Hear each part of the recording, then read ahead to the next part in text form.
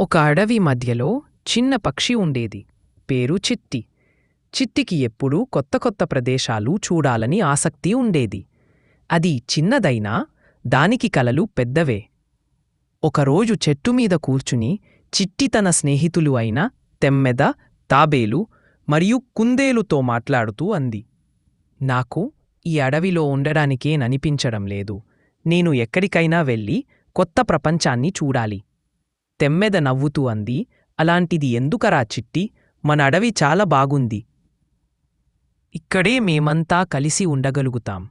కాని చిట్టి తన నిర్ణయం తీసుకుంది. నాకు ప్రయాణం చేయాలనే కల ఉంది. నేనేం భయపడను. అది మరునాడు ఉదయమే తన చిన్న పక్షిగూటిని వదిలి ఆకాశంలోకి ఎగిరింది. మొదట కొన్ని మైళ్ళ దూరం వెళ్ళాక ఒక పెద్ద నది వచ్చింది. చిట్టికి నది చాలా ఇష్టం వచ్చింది. నీళ్లలో నీలం రంగు పరవళ్లు చూస్తూ తేలియాడుతున్న చేపలను చూసి ఆశ్చర్యపోయింది. చెరువు దగ్గర ఉన్న చేపలతో మాట్లాడింది. మీరు ఇక్కడే ఉంటారా?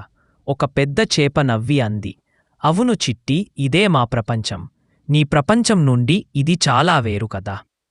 చిట్టికి తెలిసింది, ప్రతి ఒక్కరికీ వారి ప్రపంచం వేరు, ప్రత్యేకం. తరువాత అది పర్వతాల మీదకి ఎగిరింది. అక్కడ మంచుతడి చలితో విపరీతంగా వణికింది. ఒక్కసారి వర్షం కూడా వచ్చింది. తడిచిపోయిన చిట్టికి దారి తెలియక ఒక పెద్ద చెట్టు కొమ్మ మీద పడింది. అక్కడ ఒక పావురం కనిపించింది. పావురం చెప్పింది, ప్రపంచం అందంగా ఉంటుంది, కాని ప్రమాదకరంగా కూడా ఉంటుంది. మేము కొత్త ప్రదేశాలను చూసే ముందు సిద్ధంగా ఉండాలి. చిట్టి అంగీకరించింది. అది మళ్లీ వెనక్కి తల్లి దగ్గరకు వెళ్ళిపోయింది. తల్లి పక్కన కూర్చొని అడిగింది, నానా, ఈ ప్రపంచం నాకు చాలా నేర్పింది. కాని మిత్రుల ప్రేమ, ఇంటి సంతోషం విలువ ఎక్కువని అని తెలుసుకున్నా.